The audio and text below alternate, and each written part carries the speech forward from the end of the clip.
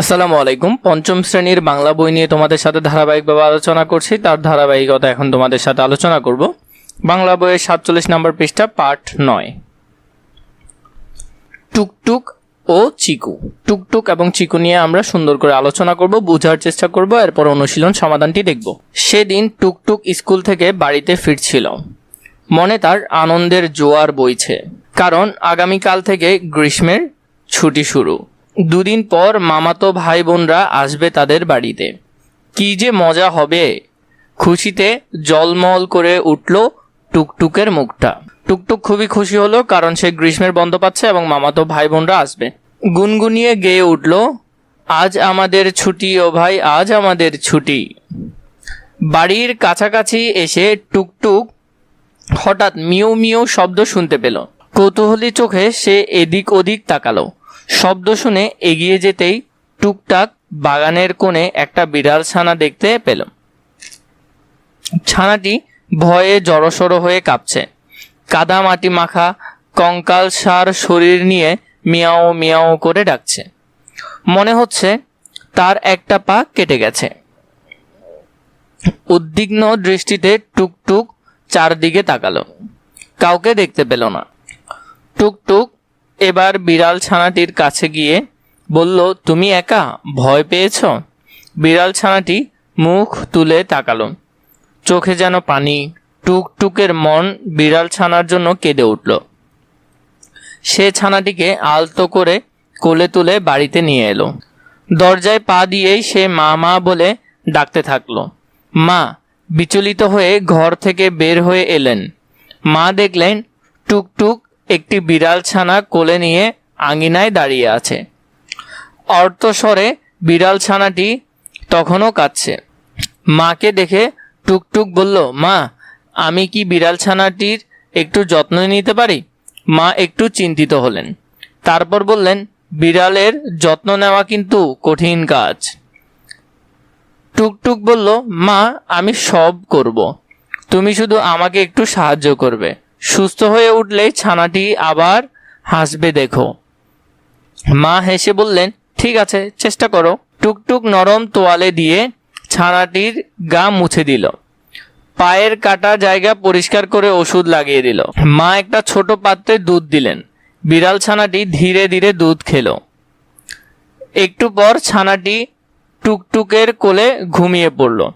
টুকটুক ওর নাম রাখলো চিকু। চিকু দিনে দিনে সুস্থ ও হৃষ্টপুষ্ট হয়ে উঠল। ও টুকটুকের পেছন পেছন ঘুরতো, রাতে বিছানায় এসে পাশে ঘুমাতো, আর সারাদিন চলতো তার লম্পঝম্প। এর মধ্যে এলো টুকটুকের মামাতো বোন রাতুল ও নীলা। ওরা চড়ুই ভাতির আয়োজন করলো।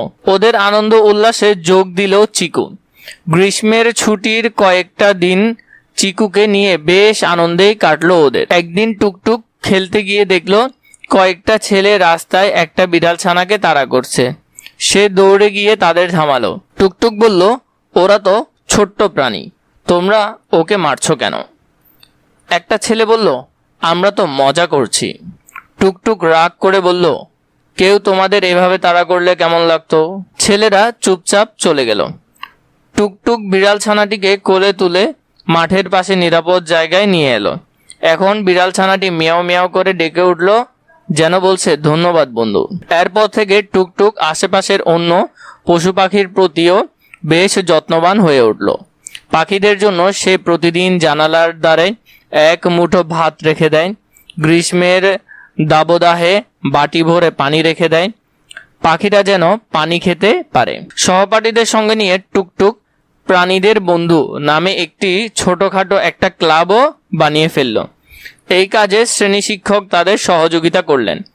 মা একদিন বললেন, তুমি একটা বিড়ালকে ভালোবেসে অনেক কিছু শিখে গেলে।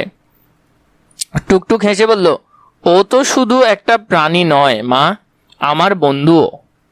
আর বন্ধুর বিপদে পাশে দাঁড়ানোই তো সত্যিকারের ভালোবাসা।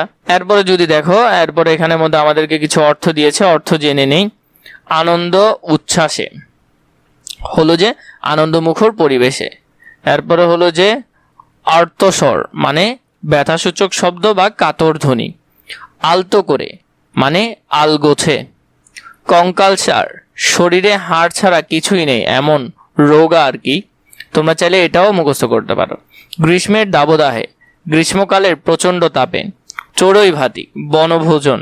ভয়ে জড়সড়, ভয়ে কুঁকড়ে যাওয়া। হৃষ্টপুষ্ট, মোটা তাজা। চলো আমরা এখান থেকে পড়ে নিই। ডান পাশ থেকে শব্দ নিয়ে খালি জায়গায় বসিয়ে বাক্য লিখি। 1 নাম্বার, মনে তার ঢ্যাঁস বইছে, মনে তার আনন্দের জোয়ার বইছে, তাহলে এটা হবে 1 নাম্বার, আনন্দের জোয়ার। খদে, টুকটুকের মুখটা হাসিতে ঢ্যাঁস করে উঠল, ঝলমল করে উঠল, এটা হবে এটা। 3 নাম্বার, ছানাটি ভয়ে ঢ্যাঁস হয়ে কাঁপছে, জড়সড় হয়ে কাঁপছে, তাহলে এটা হবে 3 নাম্বারটা। 4, চড়ুই ভাতির ঢ্যাঁস যোগ দিল চিকু, আনন্দ উচ্ছ্বাসে যোগ দিল চিকু, তাহলে এটা হবে 4 নাম্বারটা। উঁতে, সে ছানাটিকে ঢ্যাঁস করে তুলে নিল, আলতো করে, তাহলে এটা হবে 5 নাম্বার, আলতো করে তুলে নিল। 2 নম্বরে যদি দেখি প্রশ্নের উত্তরগুলো বলিও লিখে এই প্রশ্নগুলোর উত্তর আমরা লিখব। 1 নম্বরে, টুকটুক গান গেয়ে উঠল কেন? টুকটুক খুব আনন্দিত ছিল, কারণ পরদিন থেকে তাদের গ্রীষ্মকালের ছুটি শুরু হবে এবং কয়েকদিন পর তার মামাতো ভাই বোনেরা তাদের বাড়িতে আসবে। এই আনন্দে সে খুশিতে গান গেয়ে উঠছিল। 2 নম্বর, টুকটুক কোথায় বিড়াল ছানাটিকে দেখতে পেল? টুকটুক তাদের বাড়ির কাছাকাছি রাস্তার ধারে ঝোপঝাড়ের কোণে একটি ছোট্ট বিড়াল ছানাকে কাঁদতে দেখেছিল। 3, টুকটুকের মন বিড়ালটির জন্য কেঁদে উঠল কেন? বিড়াল ছানাটি একা ছিল এবং তার পায়ে কাটা লেগে রক্ত পড়ছে। অসহায় ও ব্যথায় কাঁদতে দেখে টুকটুকের মনে খুব দুঃখ হয়, তাই তার মন কেঁদে ওঠে। ঘ নম্বর, টুকটুক কিভাবে বিড়াল ছানাটির যত্ন নিল? টুকটুক প্রথমে নরম তোয়ালে দিয়ে বিড়াল ছানাটিকে মুছে দেয়, এরপর তার পায়ের কাটা জায়গা পরিষ্কার করে ওষুধ লাগায়। মা তাকে দুধ খেতে দেয় এবং টুকটুক তাকে স্নেহ করে কোলে নেয় ও বিশ্রাম দিতে সাহায্য করে। ও নম্বরে যদি দেখো, অন্য পশু পাখির যত্নে টুকটুক কি কি করত? টুকটুক প্রতিদিন পশু পাখির জন্য খাবার ও পানি রাখত। গরমের দিনে বাড়ির আঙিনায় পাখির জন্য জল ভরা পাত্র রাখত যাতে তারা পানি খেতে পারে। এছাড়া সে সবসময় প্রাণীদের প্রতি সহানুভূতিশীল আচরণ করত। 6 নম্বর, প্রাণীদের বন্ধুর ক্লাবটি কিভাবে গঠিত হয়েছিল? টুকটুক তার বন্ধুদের সঙ্গে নিয়ে প্রাণীদের বন্ধু নামে একটি ছোট ক্লাব গঠন করে।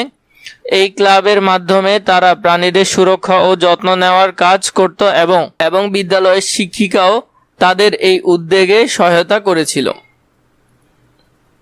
3 নম্বরে, সঠিক উত্তর সহ বাক্যটি লিখি। 1, টুকটুকের মামাতো ভাই বোনেরা আসবে গ্রীষ্মের ছুটিতে, এটা হবে কি গ্রীষ্মের ছুটিতে। ছানাটি জড়সড় হয়ে, খ নম্বরে, ছানাটি জড়সড় হয়ে ভয়ে কাঁপছে। ঘতে, টুকটুক বিড়াল ছানাটির গা মুছে দিল তোয়ালে দিয়ে। ঘতে, বিড়াল ছানাটির নাম চিকু রেখেছে টুকটুক। ও নম্বর, চড়ুই ভাতির আয়োজন করলো রাতুল ও নীলা, তার মামাতো বোনরা এসে চড়ুই ভাতির আয়োজন করলো। 4 নম্বর যদি আমরা এখানে খেয়াল করি, কোনো বাক্য, বিবরণ, প্রশ্ন, বিস্ময় বোঝাচ্ছে তার ডান পাশে আমরা লিখি। প্রথমে, আগামীকাল থেকে গ্রীষ্মের ছুটি শুরু, তো এটার মধ্যে দেখো এখানের মধ্যে দাঁড়িয়ে আছে, তো আমরা এখানে লিখবো যে এটা কোন ধরনের প্রশ্ন। এটা হলো বিবরণ দিয়ে একটা প্রশ্ন, যে কোনো বিষয় নিয়ে বিবরণ দিয়েছে, যেমন গ্রীষ্মকালের ছুটি। পরবর্তীতে যদি দেখি ভয় পেয়েছো, তো ভয় পেয়েছো এটা কি নিয়ে লিখেছে আমরা যদি একটু করে দেখি, ভয় পেয়েছো এটা হলো প্রশ্ন। 3 নম্বরে, অনেক কিছু শিখে গেলে, এটা হলো বিবরণ। টুকটুক ওর নাম রাখলো চিকু, এটাও কোনো একটা কিছুর বিবরণ। সত্যি মাগো, এটা হলো বিস্ময় বাক্য। তো এভাবে করে 4 নম্বরটা যদি আমরা দেখি, কেন পারবি না, এটা হলো প্রশ্ন, কেন পারবি না। তো এখান থেকে যেগুলো আছে, এই যে উত্তরগুলো দিয়েছে এগুলো সুন্দর করে এখানে ধারাবাহিকভাবে লিখবে, এখান থেকে সুন্দর করে লিখে ফেলতে পারো, এখানে তোমাদেরকে সবগুলো দেওয়া হয়েছে। এরপরে যদি 5 নাম্বারটা খেয়াল করো, বাক্যের শেষে দাড়ি, প্রশ্ন চিহ্ন অথবা বিস্ময় চিহ্ন বসিয়ে পুনরায় লিখি। এগুলোর পেছনে আমরা বসাবো যে কোনটা কি বসবে, কোন চিহ্নগুলো বসবে, চিহ্নগুলো বসাবো। টুকটুক স্কুলে পড়ে, তাহলে নিশ্চয়ই দাড়ি হবে, এটা কোনো কিছুর বিবরণ। টুকটুক স্কুলে পড়ে। খতে, তোমরা ওদের মারছো কেন? ঘতে, কি সুন্দর লাগছে চারদিক। ঘতে, আহারে ওর কত কষ্ট। ও নম্বর, তুমি কি তার নাম জানো? চ নম্বর, এক্ষুনি চলে এসো। দেখো এই যে এখানে চিহ্নগুলো আছে, বিস্ময় চিহ্ন, প্রশ্নবাচক চিহ্ন, বিস্ময় চিহ্ন, বিস্ময় চিহ্ন, প্রশ্নবাচক চিহ্ন, এগুলো তোমাদেরকে বসাতে হবে। আমি এখানে তোমাদেরকে দেখিয়ে দিলাম, এগুলো সুন্দর করে তোমরা এখানের মধ্যে লিখে ফেলতে পারবে। এরপর দেখো আমাদেরকে কি বললো, গল্পটি শেষ করি। এখানে আমাদেরকে একটি গল্প দিল, এটি আমরা শেষ করব। ছুটির দিন, খুব সকালে ঘুম ভেঙে গেল, দেখি জানালায় একটা পাখি বসে আছে। আমি পাখিটাকে বললাম, তুমি আমাকে কিছু বলতে চাও? পরবর্তী যে গল্পটা আমরা লিখবো সেটা একটু আমরা দেখে নিই। আমি এর পরের অংশটা তোমাদেরকে দিচ্ছি। প্রথম অংশটা এখানে বইয়ে ছিল। পাখিটা যেন মিষ্টি করে ডাক দিল, মনে হলো সে বলছে, চলো আজ বাইরে গিয়ে প্রকৃতির সঙ্গে একটু সময় কাটাও। আমি তাড়াতাড়ি উঠে পড়লাম। বাইরে গিয়ে দেখি চারদিক ভোরের আলোয় ভরে গেছে। গাছের পাতা শিশির ঝিলমিল করছে, পাখিরা গান গাইছে। আমি হাঁটতে হাঁটতে বাগানের ভেতর ঢুকে গেলাম। সেখানে নানা রঙের ফুল ফুটে আছে। হঠাৎ দেখি সেই পাখিটা আবার আমার সামনে এসে বসেছে। আমি হাসলাম, মনে হলো পাখিটা যেন আমার বন্ধু হয়ে গেছে। সেদিন বুঝলাম প্রকৃতির সঙ্গে সময় কাটালে মন কত ভালো হয়ে যায়। এরপর থেকে আমি ঠিক করলাম ছুটির দিনে সকালে উঠে প্রকৃতির কাছে যাব। তো এই যে অংশটা আছে এটা তোমরা মোটামুটি করে এখানে বইয়ের মধ্যে সুন্দর করে লিখে ফেলতে পারবে। 7 নম্বরে যদি আমরা দেখি, আমার প্রিয় কোনো প্রাণী নিয়ে একটি রচনা লিখি। প্রিয় প্রাণী নিয়ে আমাদেরকে একটি রচনা লিখতে বলেছে, তুমি তোমার মতো লিখতে পারো। আমি একটা তোমাদেরকে লিখে দিচ্ছি। আমার প্রিয় প্রাণী হলো বিড়াল। প্রিয় প্রাণী আমি এখানে দিলাম বিড়াল। আমার প্রিয় প্রাণী হলো বিড়াল। ছোটবেলা থেকে আমি বিড়াল খুব পছন্দ করি। বিড়াল একটি ছোট, নরম ও খুবই আদুরে প্রাণী। এর সারা শরীরে নরম লোমে ঢাকা থাকে, যা স্পর্শ করলে খুব ভালো লাগে।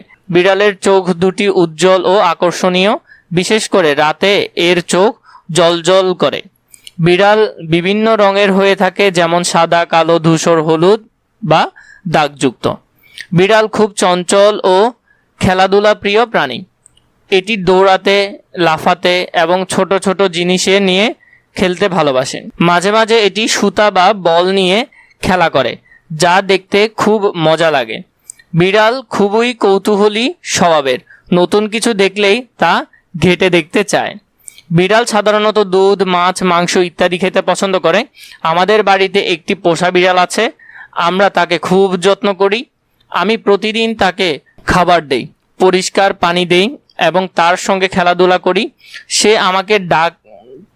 সে আমার ডাকে সাড়া দেয় এবং আমার পাশে এসে বসে থাকে। কখনো কখনো সে আমার কোলে ঘুমিয়ে পড়ে, তখন আমার খুব ভালো লাগে। বিড়াল খুব বুদ্ধিমান ও উপকারী প্রাণী। এটি ইঁদুর ধরে, ফলে আমাদের ঘর বাড়ি পরিষ্কার ও নিরাপদ থাকে। বিড়াল সাধারণত পরিষ্কার পরিচ্ছন্ন থাকতে ভালোবাসে এবং নিজের শরীর নিজেই পরিষ্কার করে। বিড়াল মানুষের ভালো বন্ধু হতে পারে। এটি খুব সহজে মানুষের সঙ্গে মিশে যায় এবং স্নেহ পেলে আরও বেশি ঘনিষ্ঠ হয়ে ওঠে। যখন আমি মন খারাপ করি তখন আমার পোষা বিড়ালটি আমার কাছে এসে বসে থাকে, যা আমাকে আনন্দ দেয়। সব দিক বিবেচনায় বিড়াল একটি সুন্দর, বুদ্ধিমান ও উপকারী প্রাণী। তাই আমি বিড়ালকে খুব ভালোবাসি। আমি সব সময় আমার প্রিয় এই প্রাণীর যত্ন নিতে চেষ্টা করি এবং চাই সবাই যেন প্রাণীদের প্রতি সদয় আচরণ করে। এভাবে করে তোমরা এই টপিকটার পুরোপুরি অনুশীলন সমাধান এখান থেকে করে ফেলতে পারবে। পরবর্তীতে প্রয়োজন হলে নিশ্চয়ই আমাকে কমেন্ট করে জানাবে।